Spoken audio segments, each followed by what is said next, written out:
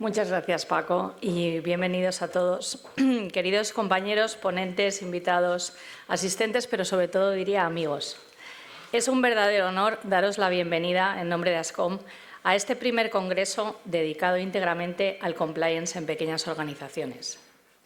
Un congreso que, sin lugar a dudas, nace del trabajo continuado de nuestros grupos ASCOM, que son, sin lugar a dudas, uno de los pilares más importantes de nuestra asociación. En ellos es donde nuestros socios se conocen, os habéis conocido, habéis compartido experiencias reales y muy buenas prácticas, y es un lugar donde se genera conocimiento que después ofrecemos al conjunto de la comunidad de compliance y que es altamente valorado. Dentro de estos grupos, el grupo de compliance en pequeñas organizaciones es un ejemplo muy valioso de nuestros valores como asociación: compromiso, rigor y excelencia técnica. Permitidme comenzar con un agradecimiento muy especial. Es un gran privilegio para nosotros contar hoy con la participación de don Julián Sánchez Melgar, magistrado de la Sala Segunda del Tribunal Supremo y ex fiscal general del Estado. Su ponencia sobre la responsabilidad penal de las personas jurídicas de pequeñas dimensiones nos permitirá enmarcar este congreso con claridad. Entender qué exige realmente el artículo 31 bis del Código Penal, que tanto mencionamos muchos de nosotros, y cómo se interpreta su responsabilidad en la práctica judicial. Si hoy estamos aquí es porque existe una realidad que no podemos pasar por alto y que yo en concreto destaco enormemente. Las pequeñas y medianas empresas representan el 99,9% del tejido empresarial de nuestro país. Y si el compliance pretende ser un instrumento auténtico de integridad, de competitividad y de confianza, no podemos limitarlo a las grandes corporaciones. Tiene que ser accesible, tiene que ser posible y tiene que ser eficaz, también en las pymes. Estas organizaciones no están exentas de responsabilidad, pero sí operan con estructuras más reducidas, con menor especialización interna y con una presión operativa normalmente diferente. Y es precisamente por eso que desde ASCOM consideramos esencial acompañaros a las pymes para que podáis diseñar modelos proporcionados, modelos defendibles y sostenibles, modelos que funcionen en la práctica y no simplemente en el papel, modelos que sean altamente eficaces. Este congreso se ha concebido con un propósito muy concreto: hablar de la implantación eficaz, de cómo se construye un sistema de compliance real en organizaciones que no disponen de grandes departamentos internos para poder hacerlo.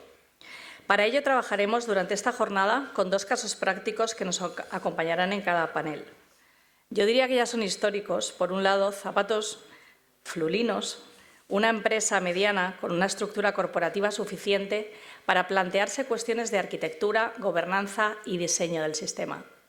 Y por otro lado, Termas Zenit, una pequeña empresa familiar donde la cercanía, los recursos limitados y la concentración de funciones plantean un escenario completamente distinto, que exige soluciones muy ajustadas a la realidad.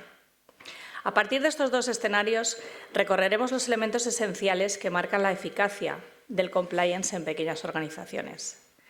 La mesa de Zapatos Flulinos comenzará analizando la gobernanza y el modelo organizativo necesario para implantar un sistema de compliance en una empresa mediana. La mesa de Termas Zenit se adentrará en la realidad de una empresa familiar pequeña, donde todo gira en torno a la administradora y donde la gestión de los conflictos de interés, de los terceros dependientes y de las decisiones sensibles es el verdadero núcleo del sistema. La mesa de formación hablará sobre concienciación y formación, un ámbito que la reciente jurisprudencia ha situado claramente en primer plano. La formación deja de ser un requisito formal para convertirse en la pieza que traduce el modelo de conducta y que además debe poder acreditarse con evidencia suficiente. La mesa de contratación externos cerrará la jornada reflexionando sobre la relación entre las pymes y los expertos externos, sobre cómo seleccionarlos, cómo contratarlos y cómo supervisarlos para evitar tanto el compliance de papel como los modelos sobredimensionados que estas organizaciones no pueden sostener. Este congreso refleja el compromiso de ASCOM: ayudar a las pymes a construir modelos que generen confianza. que sean defendibles ante terceros y que puedan implantar sin estructuras imposibles ni cargas burocráticas innecesarias. Nuestro objetivo no es que produzcan más documentos, sino que dispongan de controles reales, de cultura ética y de la evidencia necesaria para demostrar su diligencia.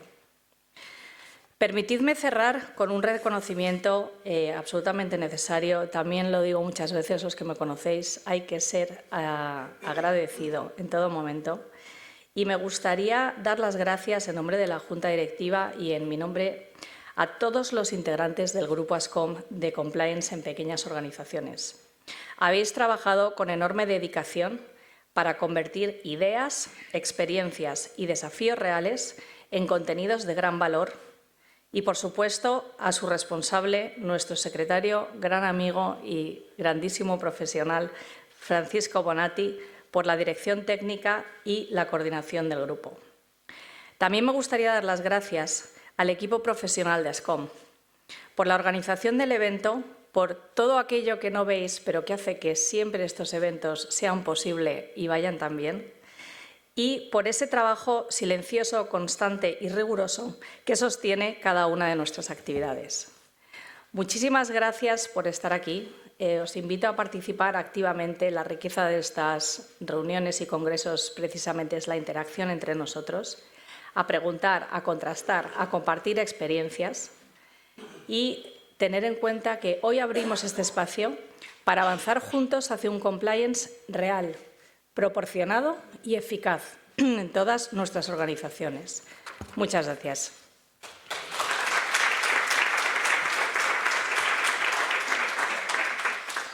Como anticipaba, a continuación tenemos el honor de recibir a Julián Sánchez Melgar, al que a continuación voy a presentar, magistrado de la Sala de lo Penal del Tribunal Supremo desde el año 2000 y desde diciembre de 2017 a junio de 2018, fiscal general del Estado.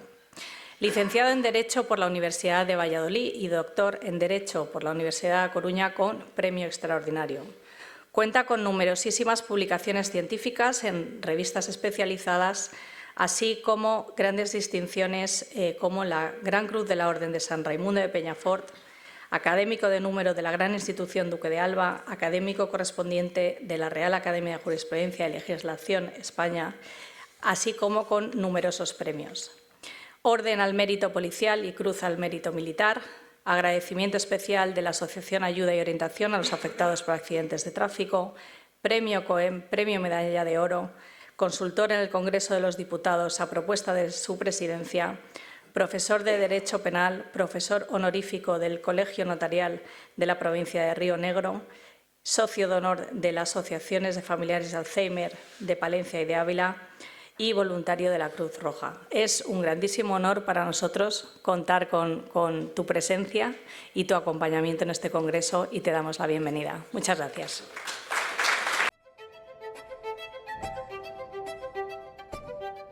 Buenos días de nuevo.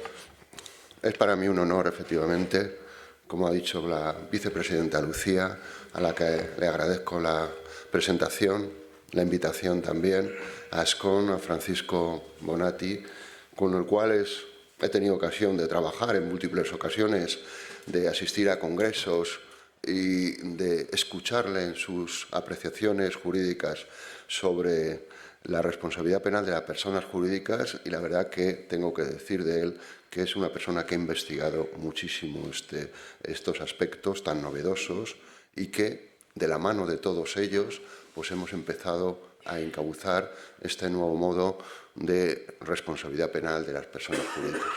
Gracias, Carlos, también, director del medio Confilegal, que es un medio que jurídicamente pues, estamos todos en él y que creo que es magnífico. Y sobre todo gracias a todos ustedes por su participación y por la asistencia a este acto. Voy a hablar sobre una aproximación a la responsabilidad penal de las personas jurídicas desde el punto de vista estructural, enfocada a las pymes, a las pequeñas y medianas empresas, pero sin dejar de hablar sobre los conceptos dogmáticos y el fundamento de la responsabilidad penal de las personas jurídicas, porque es algo que necesariamente explica todo lo que es este nuevo devenir de la aparición en nuestro siglo XXI. Yo creo que una de las características fundamentales del derecho penal del siglo XXI ha sido la ampliación del sujeto penal a las personas jurídicas. Este es un hecho histórico desde el punto de vista penal. Se ha dejado de que el sujeto de siempre del derecho penal era el antropocéntrico, un hombre o una mujer eran capaces de conculcar el derecho penal para hacerlo ahora a través de las personas jurídicas. En efecto, la modificación que se lleva a cabo en nuestra legislación por la Ley Orgánica 5/2010, que entra en vigor el 23 de diciembre del año 2010, ofrece una panorámica totalmente nueva en punto a la exigencia de responsabilidad a las empresas que están constituidas como una persona jurídica. El más aforismo tradicional societas delinquere non potes se trunca para que las personas jurídicas puedan ser responsables penalmente de la comisión de delitos. Yo creo que hoy ya nadie discute este sistema de responsabilidad penal como ocurrió con mucha intensidad en el pasado. Hubo una discusión jurídica sobre si era posible o no era posible. Yo creo que ya lo es y esto queda asentado. De tal manera que el debate acerca si desde el punto de vista de política criminal se debe exigir responsabilidad a las personas jurídicas o si desde el punto de vista dogmático se puede exigir responsabilidad penal a las personas jurídicas, es algo, como han puesto de manifiesto algunos profesores, como Zubaldía Espinar, hoy ya pertenece al pasado.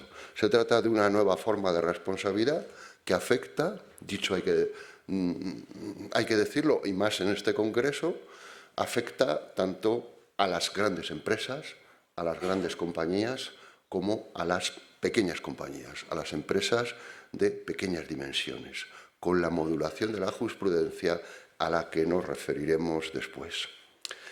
Este tema, sin embargo, yo creo que no ha sido suficientemente tratado por la doctrina ni por la jurisprudencia, la diferencia entre grandes y pequeñas compañías, y por eso me parece muy oportuna este Congreso, la organización de este Congreso dedicado precisamente a este tema, porque son muy pocas las normas que diferencian entre grandes y pequeñas compañías entre los artículos 31 bis y siguientes del Código Penal. Apenas una, que es se ha dicho ya, la del artículo 31 bis, apartado 3 del Código Penal, en cuanto al órgano relativo al control del compliance. En el resto de compañías, en las grandes, el control del compliance se lleva a cabo por un órgano autónomo distinto del Consejo de Administración, mientras que en las pequeñas compañías, merced a este precepto, es posible que ese control se lleve de la mano de los propios administradores. Hay una diferencia que marca nuestra legislación y que nos aproxima a una configuración distinta. Pero son muchas más las diferencias sustanciales. Específicamente, que ante un número reducido de socios, el nivel de control de la organización corporativa no pueda ser lo mismo, incluso pueda ser inexistente. Nace con las pequeñas empresas también el concepto de imputabilidad de la persona jurídica. El concepto de imputabilidad de la persona jurídica no le habíamos acuñado, no se acuña con el comienzo de la Ley Orgánica 5/2010, pero se empieza a acuñar precisamente cuando nacen al mundo jurídico la responsabilidad penal de las pequeñas compañías, de las compañías de dimensiones reducidas, porque si está fundamentado en la organización de la compañía, el poco margen societario, la confusión del administrador, incluso con la propia compañía, va a hacer que haya que instaurar la idea y el concepto de imputabilidad como uno más de los márgenes, de los presupuestos, de donde decir la responsabilidad penal de las personas jurídicas, exactamente lo mismo que ocurre con la responsabilidad penal de las personas físicas. Nuestra Regulación, como he dicho, no ha distinguido entre empresas mercantiles y otro tipo de personas jurídicas. Se enuncia una responsabilidad penal de las personas jurídicas en general, pero no es propiamente de la empresa, como nació en Estados Unidos. Recuerdo que el año pasado tuve oportunidad en octubre, en un viaje jurídico en Estados Unidos, de hablar de estos temas, y efectivamente nace allí muy unido a la empresa, a la responsabilidad de la empresa. Sin embargo, nuestro sistema continental, especialmente el español, está referido a la responsabilidad de una persona jurídica en general. ¿Y cuál es una persona jurídica? Pues vienen definidas en el Código Civil, en el artículo 35, y dice, son personas jurídicas tal, y entre ellas las asociaciones. Las asociaciones tienen también personalidad jurídica y, por tanto, aunque no entran en el mundo del derecho como entes con ánimo de lucro, como una empresa, pero ello no quiere decir, como suelen decir los administradores y los miembros de las juntas directivas de este tipo de asociaciones ONG, dice, no tenemos ánimo de lucro, pero no queremos perder dinero, que son cosas distintas. De ahí que también se empieza a valorar la posibilidad de que en este tipo de asociaciones pueda nacer, si hay algún beneficio, si el acto en concreto que conculca el Código Penal le produce a la asociación algún beneficio, aunque ella por sí misma no tenga ánimo de lucro, de que pueda haber responsabilidad penal de esa asociación. Y hay que decir también que, hablando de personas jurídicas de pequeñas dimensiones, hoy sabemos que hay cantidad de asociaciones que son pequeñas empresas que no funcionan como empresas, pero que lo son, exactamente. Mirad, yo colaboro mucho, como se acaba de decir, y Lucía lo ha dicho con su amabilidad, ha dicho colaboro mucho en Palencia, en Ávila, con asociaciones de ONG, particularmente de Alzheimer, a la cual me he dedicado durante mucho tiempo, por haberlo padecido en mi familia, y, sin ir más lejos, Palencia o Ávila, que son centros que cuentan con 30 y tantos, 40 trabajadores cada uno de ellos. Y así vemos cantidad de asociaciones que cuentan con un montón. Son pequeñas empresas, en realidad. Lo que pasa es que no se pueden llamar empresas porque son asociaciones sin ánimo de lucro, pero son pequeñas empresas. ¿Cuántos empresarios les gustaría tener 35 o 40 trabajadores, no? Perfectamente, y sin embargo estos lo tienen. Por tanto, se empieza a ver también, y este es un punto que yo quiero tomar en consideración sobre estas asociaciones. Únicamente quedarían excluidas, por tanto, de las pequeñas, aquella tipo de entes, si le podemos llamar así, que no tienen personalidad jurídica. Los entes que no tienen personalidad jurídica no podrían ser sujetos de este tipo de responsabilidad penal, y me estoy refiriendo, por ejemplo, a las comunidades de propietarios, en fin, otros entes sin personalidad jurídica que, a pesar de todo, Hacienda les asigna un CIP, les asigna un código, porque, aunque no existen para el derecho, podríamos decir para Hacienda sí que existen, y por tanto les quieren también que paguen sus tributos. Fuera de esto, naturalmente, nos encontramos con los entes sin responsabilidad jurídica de ningún tipo, que son las administraciones públicas, las empresas públicas, que no quieren saber de este sistema, se mantienen completamente al margen y, a salvo el fraude de ley, no existe responsabilidad penal en una empresa o entidad pública.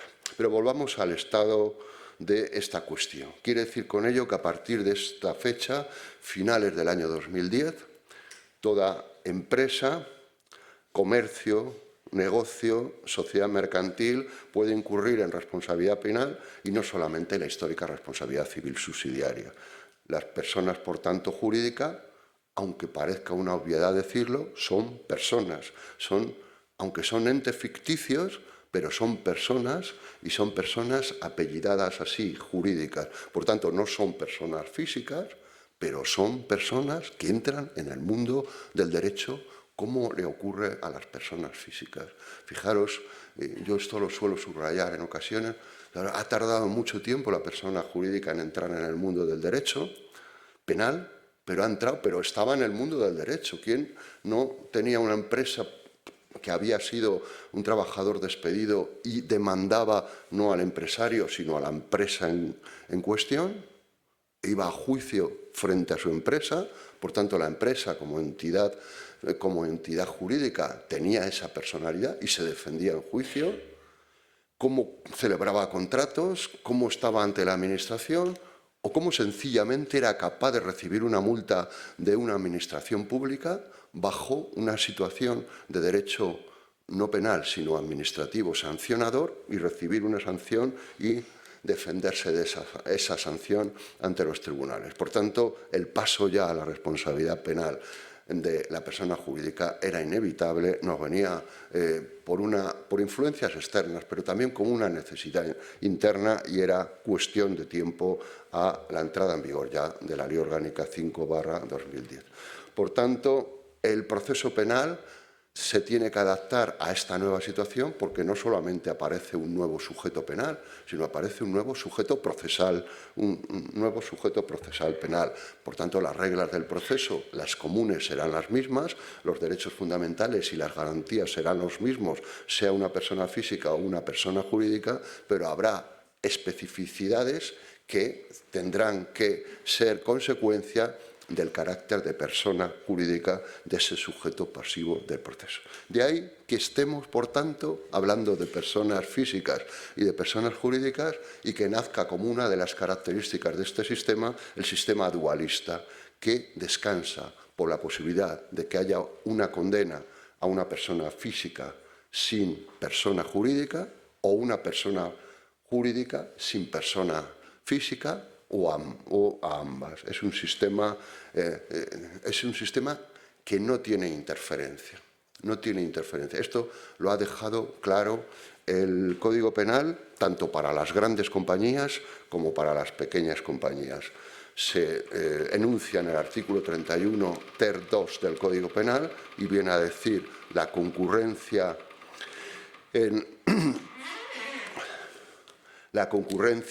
en las personas que materialmente hayan realizado los hechos o en las que los hubiesen hecho posible, por no haber ejercido el debido control de esas personas físicas, de su culpabilidad, que se hayan sustraído a la acción de la justicia, que hayan fallecido, que tengan alguna cuestión personal, no evita ni sustituye a la responsabilidad penal de las personas jurídicas, que por tanto van corriendo como por carriles diversos ante una situación delictiva, pero por distintos fundamentos jurídicos. Es lo que se llama el sistema acumulativo. Por tanto, tenemos que enunciar, y a esto también quiero dedicarme en la mañana de hoy, en esta introducción, a una nueva teoría jurídica del delito de las personas jurídicas. Una nueva teoría de las personas jurídicas que es distinta de las personas físicas. Mirad, los detractores quieren ver que las personas jurídicas son como personas físicas. Y claro, les falla en el sistema porque no son exactamente igual. Son dos personas que entran en el mundo del derecho, pero de forma diversa. Si intentamos hacer una sola teoría para ambos, algo fallará. Pero si hacemos una teoría que se aplique y que tenga una modulación en función de las características de persona física o de persona jurídica, será la manera de tener una responsabilidad como un ente propio, que es de lo que se caracteriza. Por tanto, cuando no haya sido individualizada persona jurídica, pueden hacer la persona jurídica, el nacimiento de la responsabilidad de la persona jurídica, siempre que sea un hecho propio. Le voy a leer una frase muy corta de la jurisprudencia, que dice: la responsabilidad por el hecho propio y la reivindicación de un injusto diferenciado se han perfilado como presupuestos sine qua non para proclamar la autoría penal de las personas jurídicas. Responsabilidad por hecho propio e injusto diferenciado de las personas físicas. Por tanto, ni desplaza ni sustituye una u otra responsabilidad. Es un sistema dual o corporativo que se marca en dos fundamentos distintos, porque el fundamento del delito corporativo está en la premisa de la organización y la complejidad está en la base de su propio fundamento. Si el fundamento de las personas físicas está en su capacidad de raciocinio, en tener los componentes de madurez necesarios para saber lo que es delito y lo que no es delito y actuar en consecuencia, el fundamento de la responsabilidad de las personas jurídicas está en la organización que hayan podido llevar a cabo para evitar que dentro del seno de esa empresa se produzcan una serie de delitos, lo que llamaremos igualmente una imputabilidad de la persona jurídica o, en la terminología más clásica, una capacidad de acción, dirían los dogmáticos, una capacidad de acción. Si falta la organización, falta también la esencia del delito corporativo. Hoy no podemos ya, por tanto, hablar de una transferencia meramente vicarial, como se pensó en un principio, entre el hecho de la persona física y su transposición automática a la persona jurídica, sino que cada uno de esas dos personas respondían de una forma distinta. La persona física porque había cometido un hecho y la persona jurídica porque no se había organizado adecuadamente para impedir que en su seno se cometa un hecho antijurídico y culpable, un delito en definitiva. Y eso lo remarca ya el preámbulo de la Ley Orgánica 1/2005. Por tanto, no ha de operar por transferencia automática exigible a la persona jurídica, sino como una autorresponsabilidad. Este fue el primer elemento y el que nos llevó más tiempo cuando vimos la sentencia 154/2006, que fue la primera que llevó a cabo el Tribunal Supremo la interpretación de esta nueva forma de responsabilidad penal, en ponencia de nuestro queridísimo José Manuel Maza, y que le tenemos todavía presente, ¿no? Y cómo él marcaba ese punto de vista que se discutió en esa sentencia. Esa sentencia dijo, ¿de qué partimos? ¿De una responsabilidad por hecho propio o de una responsabilidad por hecho ajeno que se transfiere automáticamente hacia la persona jurídica? Y se dijo, si hacemos esto segundo, estamos duplicando el fundamento de la comisión delictiva. Estamos haciendo a dos personas que respondan por un mismo hecho y por un mismo fundamento. Tenemos que distinguir, como quería, yo creo, la ley, como dijo así la jurisprudencia, la responsabilidad por el hecho propio de una persona física es distinta de la responsabilidad por el hecho propio de una persona jurídica que se basa en la organización como tal. Y es porque el tipo penal, el Código Penal, a veces le traicionaba, podemos decir, el subconsciente, y nos dijo en el 31 bis, serán responsables penalmente de los delitos cometidos por las personas físicas, pero decías, es que no puede haber un delito cometido por una persona jurídica. Claro que sí.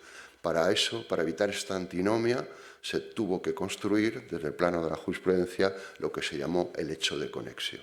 El hecho de conexión supone que es un presupuesto, no el fundamento, pero es un presupuesto del nacimiento de la responsabilidad penal de la persona jurídica, porque el fundamento, como he dicho, debe ser un hecho propio, el defecto organizativo.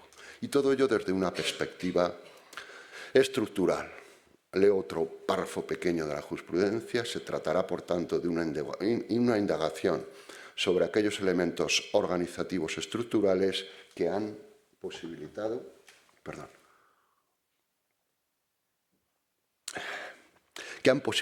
un déficit de los mecanismos de control y gestión por influencia decisiva en la relajación de los sistemas preventivos llamados a evitar la criminalidad de la empresa. Esto nos sitúa ya dentro del compliance.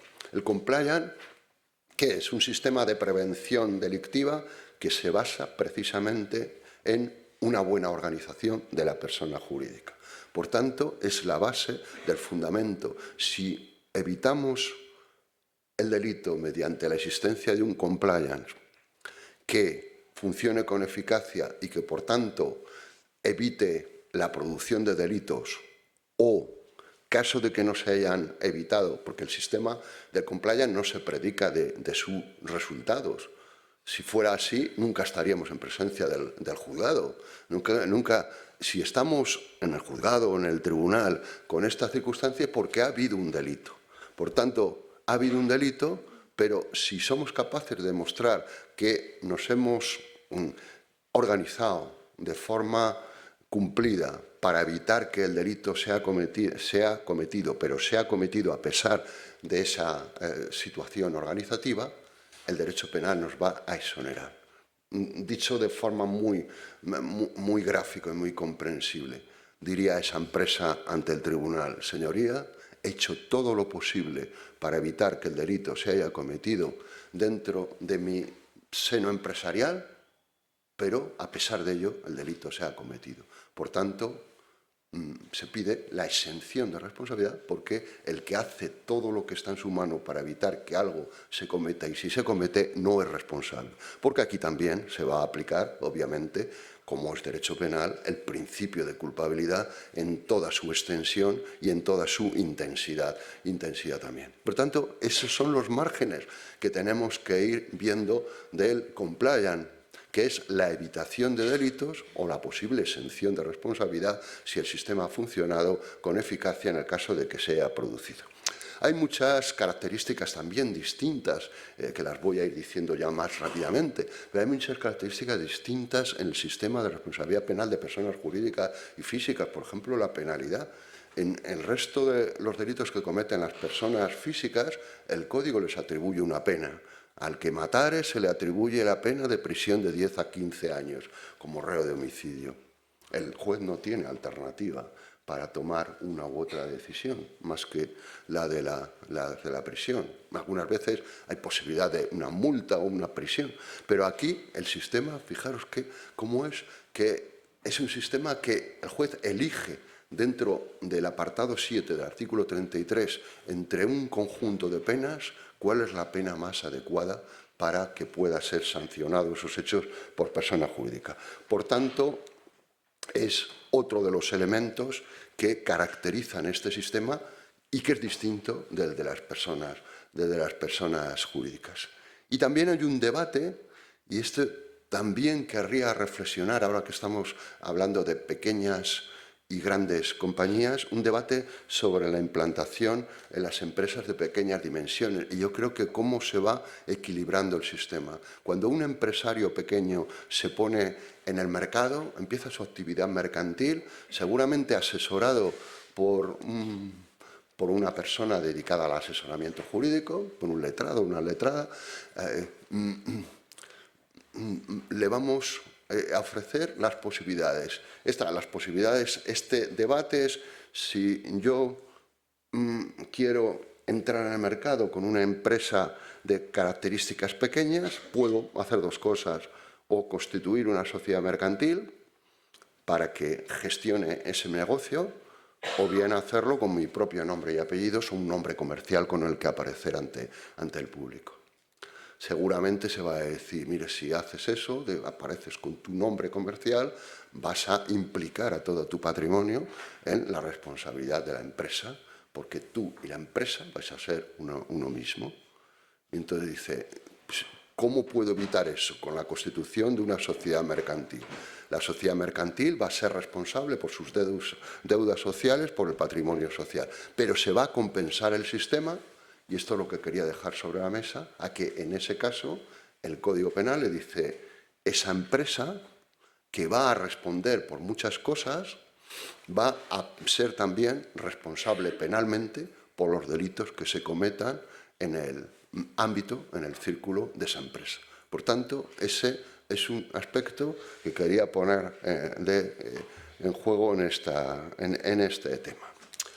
Por tanto, hecho de conexión es el comportamiento delictivo que constituye el presupuesto de imputación, y título de imputación significa el mecanismo de atribución de la responsabilidad penal a las personas jurídicas.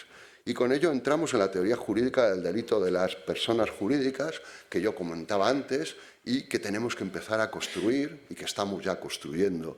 Pero en contra de los detractores que puedan decir que estamos empezando a construir el debate sobre la teoría jurídica del delito de las personas jurídicas, y lo estamos haciendo, en contra de ese debate tenemos que decir que el debate sobre la teoría jurídica del delito de las personas físicas lleva más de 200 años y está cerrado. No, No está cerrado el debate sobre la teoría de las personas físicas y su teoría de imputación. No está cerrado ni mucho. Entonces, ¿por qué va a estar cerrado el debate sobre la teoría de las personas jurídicas cuando llevamos, si no me fallan las cuentas, unos 16 años en esto? ¿Por qué va a estar cerrado? Si es un debate que está continuamente en marcha. Debemos, por tanto, realizar un buen debate, eso sí, sobre la teoría del compliance, cómo funciona, para qué sirve. El Tribunal Supremo ha recomendado implantar programas de cumplimiento normativo dentro de las empresas para prevenir los delitos de catálogo y otros delitos que no sean de catálogo también, porque es este modo de prevención de delitos nos parece un sistema aceptable.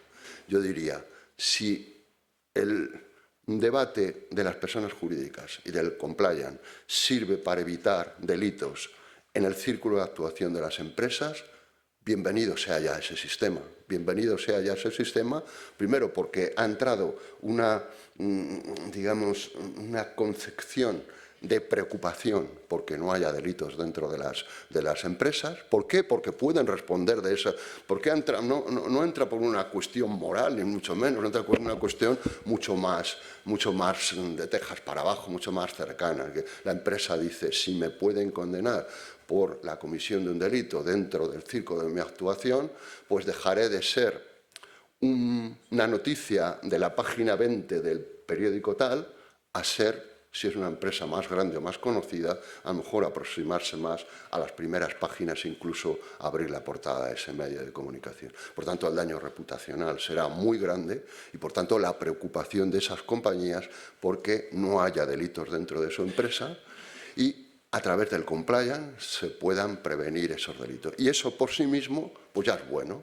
De tal manera que el compliance, desde mi punto de vista, desarrolla el fundamento de la responsabilidad penal de la persona jurídica como autoorganización, sirve también como modo de prevención delictiva, sirve igualmente como un sistema que sirva para exonerarse en el caso de la ocurrencia del delito, que ya es bastante poder servir para exonerarse en caso de ocurrencia del delito, y hoy que tenemos el canal de denuncias, es alimentado, creo yo, por el canal de denuncias para que los órganos del compliance vean dónde están los fallos, dónde están las grietas de este sistema para poner los tapones correspondientes para que no se vuelva a producir esos hechos, y esa información la vamos a tener a través del canal de denuncias. Y voy terminando ya, pero permitidme un poquito más todavía. Voy terminando más, por lo menos algunos aspectos que me interesan destacar. El beneficio como criterio clasificador. Este es algo que también han corrido, podríamos decir, ríos de tinta, es decir, que ha habido un debate grande sobre el beneficio como tal. El Código Penal, sabéis que requiere como elemento para la responsabilidad penal de la persona jurídica que la persona jurídica, se haya visto de alguna manera beneficiada por la comisión de ese hecho de conexión que constituya un delito. Si le ha perjudicado, no se alza, no surge a la vida jurídica la responsabilidad de la persona jurídica.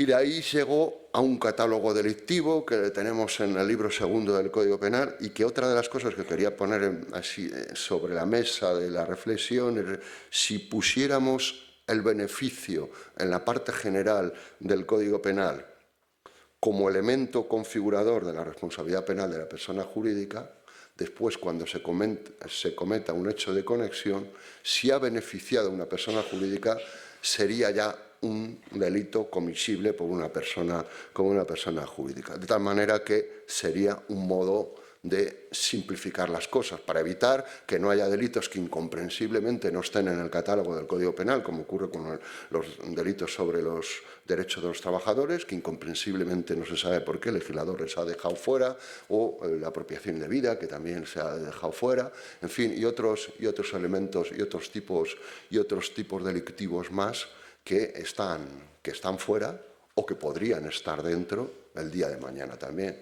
uno de los delitos que podría estar dentro el día de mañana son aquellos delitos que mediante la imprudencia, como hecho de conexión, están produciendo muertes pues, en la carretera o de otra manera. O otros, ¿y qué me decís de los delitos, por ejemplo, que pueden cometerse de aquí al día de mañana a través de los sistemas de inteligencia artificial, que están cada vez más implantados, como es conocido, que se implantan hasta en vehículos como tal.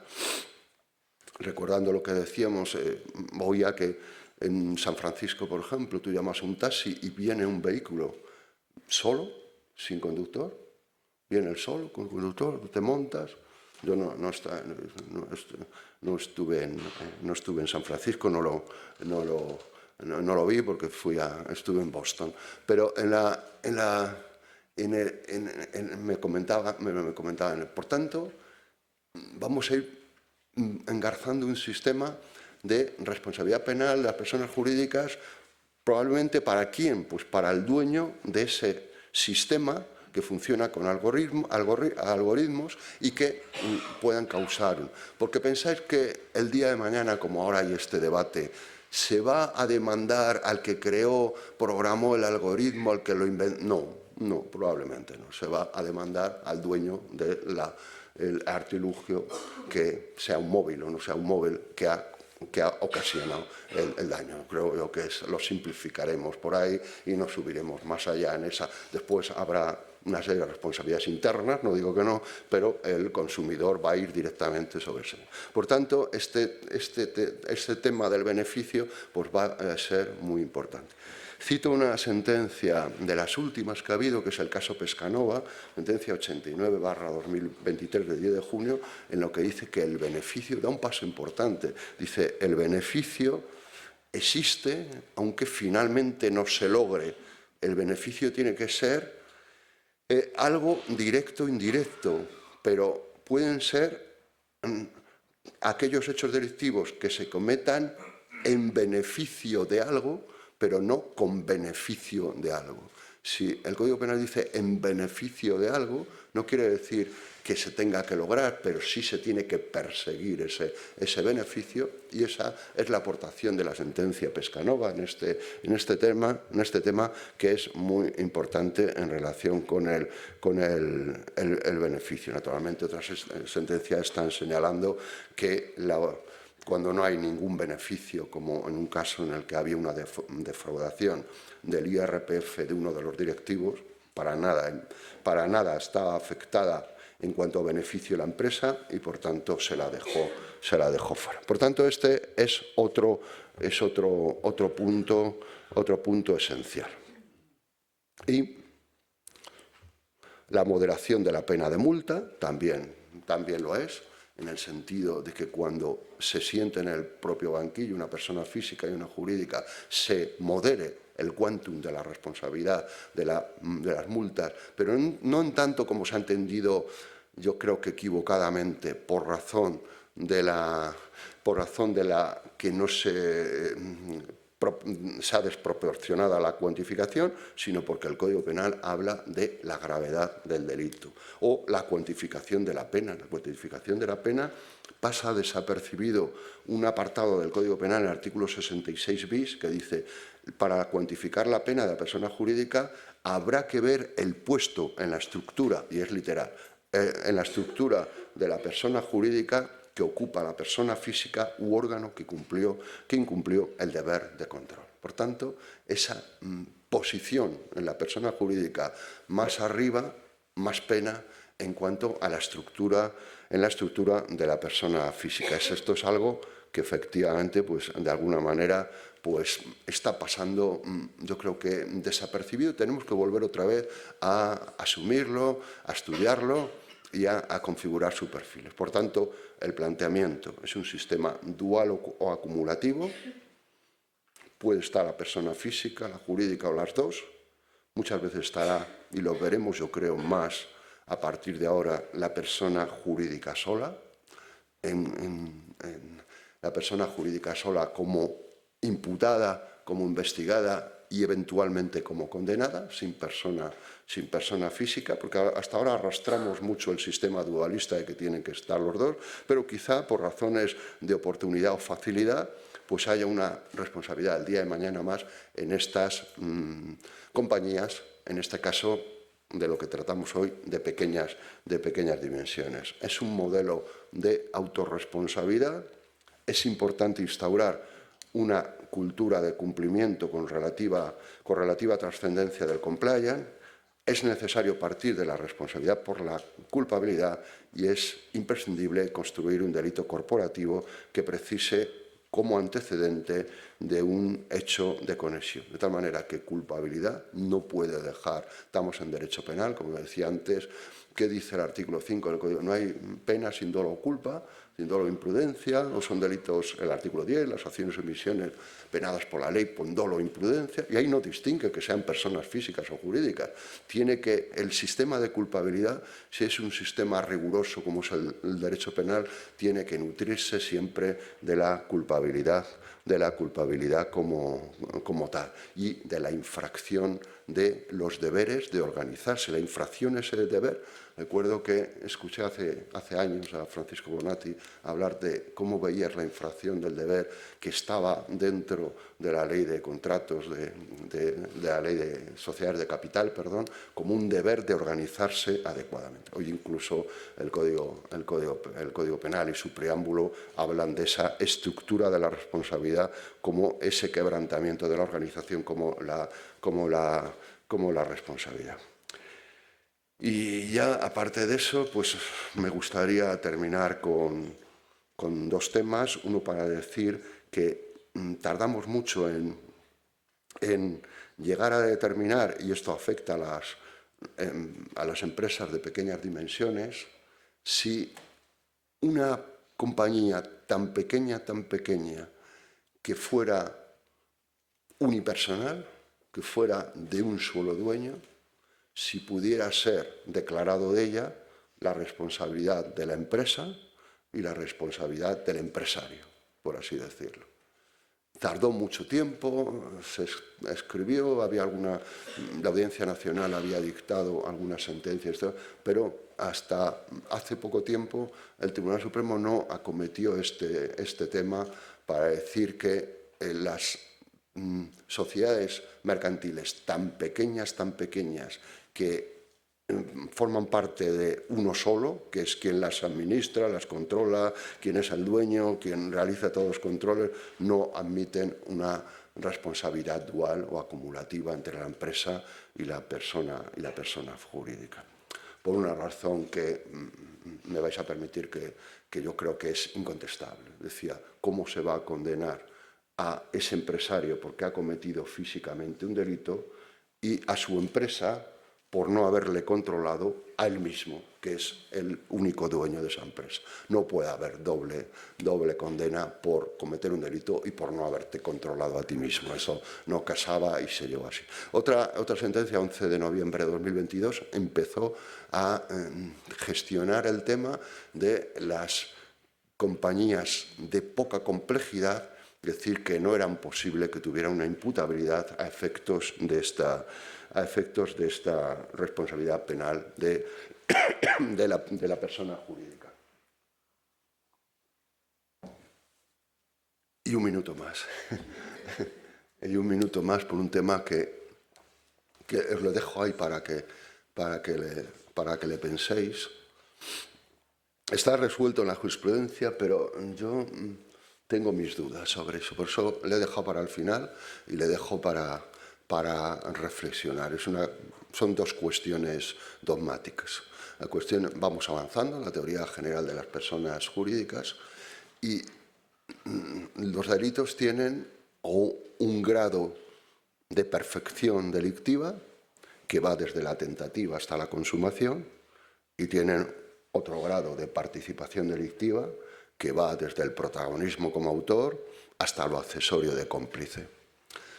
¿Podemos trasladar estos dos resortes propios de las personas físicas en la teoría general del delito de las personas jurídicas. Esto es lo que en 2 minutos voy a tratar de responderme. Y me respondo para ver que es distinto. Vuelvo a decir que la teoría general de las personas jurídicas entiendo que es distinto. Las pocas sentencias que hay, las poquísimas, han dicho, bueno, esto es lo mismo, tiene que ser lo mismo personas jurídicas que personas físicas, y yo me gustaría reflexionar sobre esto. Primero, distinto grado de desarrollo ejecutivo, tentativa y consumación. De tal manera que en los casos que se han visto, cuando se han condenado a una persona jurídica, a una persona física, ante el delito que estaba en tentativa por parte de la persona física, por ejemplo, un delito de estafa en grado de tentativa, es a su vez sancionado por un delito de estafa también, pero con otro fundamento distinto para la persona jurídica, y también se le aplica automáticamente el grado de tentativa. Esta es la cuestión que me gustaría reflexionar. ¿Qué podríamos hacer sobre ello? Pues 3 cosas. Es decir, que las personas jurídicas solo pueden llevar a cabo delitos desde el punto de vista consumado, pueden ser consumados o intentados, o pueden ser mediante un arrastre de lo que haga la persona física, si es en tentativa, si es consumado. Pero esto que parece fácil, pensemos sobre ello. Si el fundamento de la responsabilidad penal de la persona jurídica, como decíamos, es porque estaba desorganizada, porque no había organizado adecuadamente y ha propiciado el hecho de conexión, ha propiciado ese delito, entonces, si ha comenzado la desorganización, pero no se ha consumado la desorganización, si ha comenzado y no ha terminado, si ha comenzado, no podrá haber provocado todavía un hecho de conexión que debe estar constituido porque la desorganización provocó el delito del hecho de conexión. De tal manera que parece raro que lo que empieza a desorganizarse pueda provocar algo que todavía no se ha desorganizado en total. Por tanto, parece raro que un delito en grado de tentativa pueda provocar un hecho de conexión en el mundo del derecho. El grado de ejecución lo dejo ahí para pensarlo.